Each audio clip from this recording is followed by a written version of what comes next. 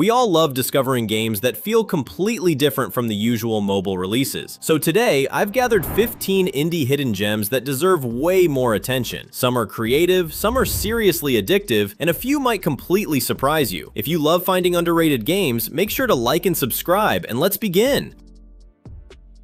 Alright, let's kick off our list with game number 15, CATO. I stumbled on this inside the Crunchyroll game vault and genuinely wasn't ready for how clever it is. The whole concept is built around the buttered cat paradox meme. Cats always land on their feet, toast always lands butter side down. So strap the two together and you get this beautiful, chaotic paradox mechanic. There's over 140 main levels, 60 side levels, and 200 plus handcrafted puzzles packed in here. Easily 7+ hours of playtime. Add hidden rooms, boss battles, and 50 unlockable skins, and yeah, this one's just pure joy.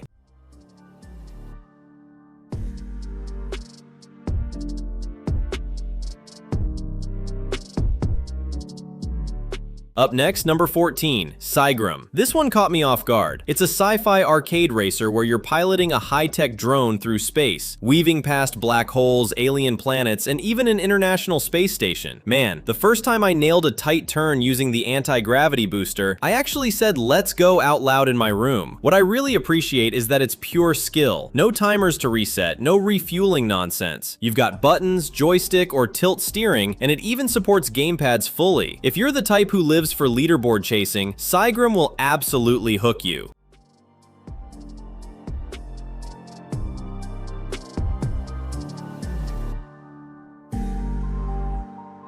Game number 13 is Felix the Reaper. Okay, this is where things get weird in the best way. You play as Felix, and his job is simple. People need to die, and he has to make it happen using shadows. It plays like a mashup of Hitman Go and Monument Valley. Grid-based, puzzle-driven, genuinely clever. You rotate the sun, manipulate shadows, and set traps to lure your targets. What sold me though was the tone. It's dark, but it's also funny and weirdly romantic, wrapped in this danse macabre art style with an original soundtrack from over 10 indie artists. I did not expect to feel things about a game where the goal is murder.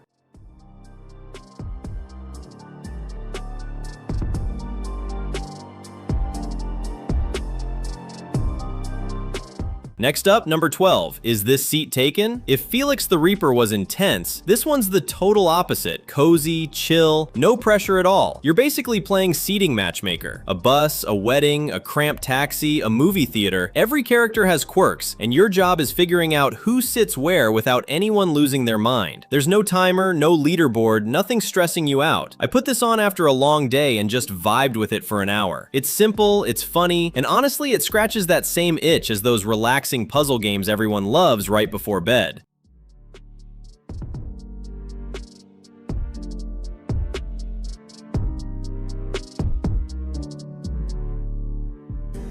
Sliding into number 11, CloverPit. Now this one's unsettling, and I mean that as a compliment. You're locked in a rusty cell with a slot machine and an ATM, and you have to pay off your debt every round or things go very, very wrong. It's a roguelite built entirely around manipulating luck, chaining charms and combos to snowball your winnings before your captor comes calling. Don't worry though, this isn't gambling dressed up. It never asks for real money, it's designed to be broken. With 150 plus items, multiple endings, and an endless mode, this hellish little escape room had me hooked for way longer than I expected.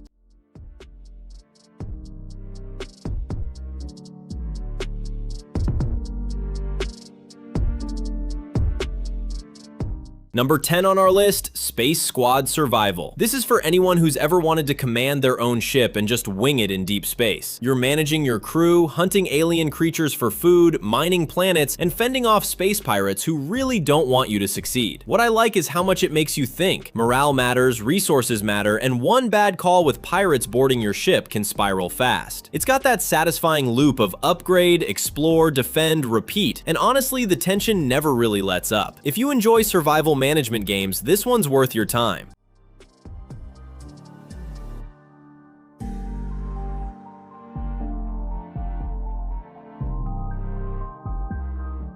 Moving to number 9, INMOST. This is one of the more emotional entries on this list, and I mean that genuinely. It's a narrative-driven puzzle platformer following 3 characters whose stories quietly intertwine inside an abandoned castle. You'll be sneaking past enemies, setting deadly traps, and solving environmental puzzles, but the real hook is the atmosphere. It's gorgeous pixel art paired with a story that hits harder the deeper you go. You can try the first chapter completely free before unlocking the rest with one purchase. Give this one about 20 minutes and I promise the mood will completely pull you in.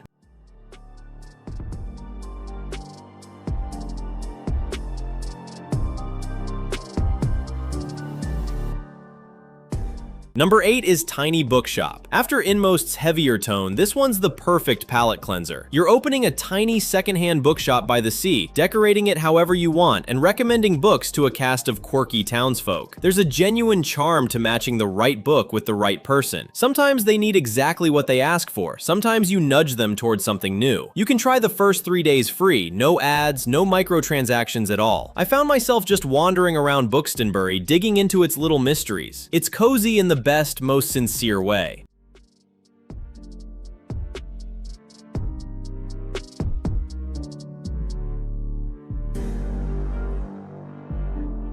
Up next, number 7, Dunkadillo. Alright, I need you to picture this. A basketball that's also an armadillo. That's the pitch, and somehow it works incredibly well. You play as Dill, bouncing off walls and ceilings to rescue your kidnapped best friend Pickle, dodging exploding bees and overly friendly frogs along 50 genuinely fun stages. This comes from the same solo developer behind Dadish, and you can feel that same playful energy here. It's got trading cards, 10 unlockable characters, full controller support, and a soundtrack that honestly slaps. It's silly, it's chaotic, and I couldn't stop grinning while playing it.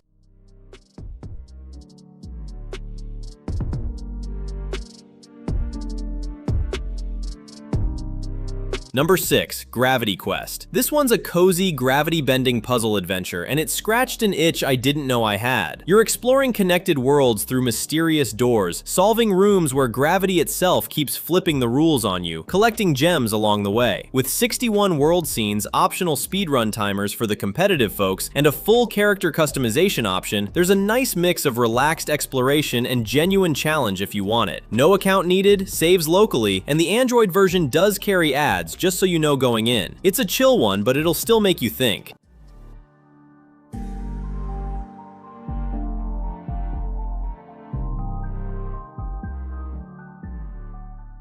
Sliding right into number 5, Spilled. This one genuinely moved me, not just because of the gameplay, but because of the story behind it. It's a relaxing ocean cleanup game. You're recycling waste, rescuing 16 different animals, and upgrading your boat across 8 biomes, roughly an hour of playtime total. But here's the thing, the solo developer Lente paused school and literally lived on a small boat to make this happen, funding it through Kickstarter. Knowing that while playing added this extra layer of heart to every spill I cleaned up. You can try the first 3 zones free before buying the rest.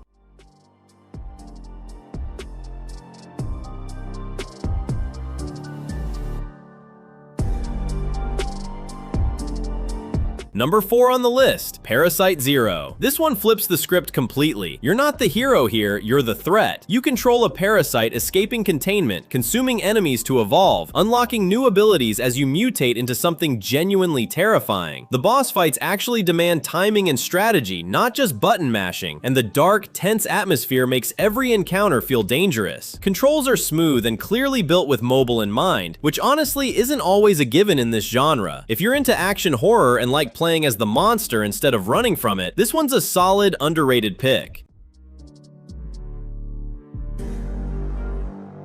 Number 3, Parabellum. Now, if you're into strategy and city building, this is going to hit that spot perfectly. You're playing as a hero building a city from the ground up, managing an economy, training an army, and defending your borders across more than 10 varied missions, all fully offline, which I really appreciated. The world building here is genuinely rich, too, with 3 distinct nations each carrying their own culture and conflict. Balancing your finances against your defenses kept me on my toes more than once. It's got that classic siege and build tension that fans of the genre are going to eat right up.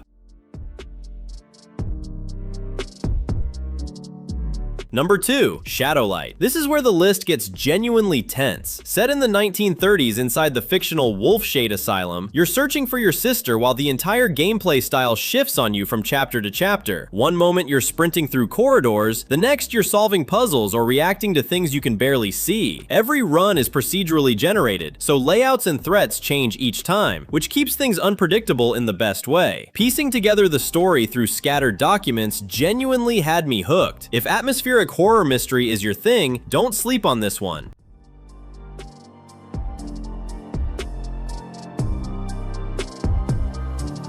And finally, number 1 on our list, Exit the Gungeon. I saved this one for last because honestly, it deserves the top spot. If you played Enter the Gungeon, you already know the pedigree here. Dodge roll and single core games teamed up for this one, published by Devolver Digital. This time you're climbing up and out of a collapsing fortress instead of diving down into it. Weapons constantly shifting in your hands, dodge rolling through relentless enemy waves and boss encounters. There's a free demo with the entire first area fully playable, and anything you unlock carries straight over to the full game. It's frantic, it's rewarding, and it absolutely earns the number 1 spot. And with that, we've uncovered some of mobile gaming's most overlooked indie experiences. Which one deserves more attention? All game links are waiting in the pinned comment. Like, subscribe, and explore our previous videos for more hidden gems. Until next time, keep gaming!